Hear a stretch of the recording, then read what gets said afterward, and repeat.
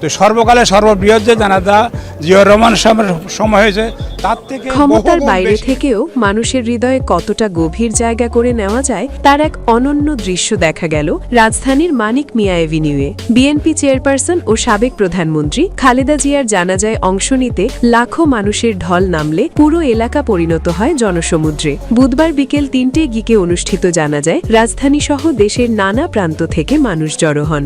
ভোর থেকেই সর্বস্তরের মানুষের উপস্থিতিতে মানিক মিয়া এভিনিউয়ে তৈরি হয় এক আবেগঘন পরিবেশ।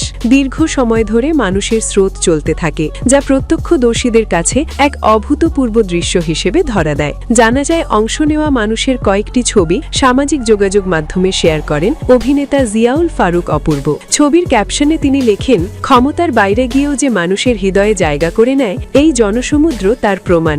মহান আল্লাহ যেন তাকে জান্নাতুল ফেরদাউস নাসিব করেন, আমিন।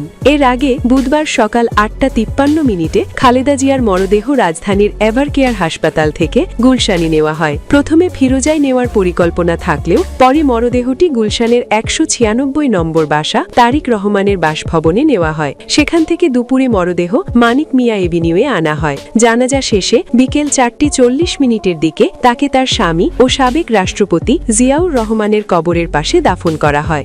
এলাকাতে যে জায়গা যতটুকু আছে তার থেকে বহুগুণ বেশি মানুষের সমাগম হচ্ছে।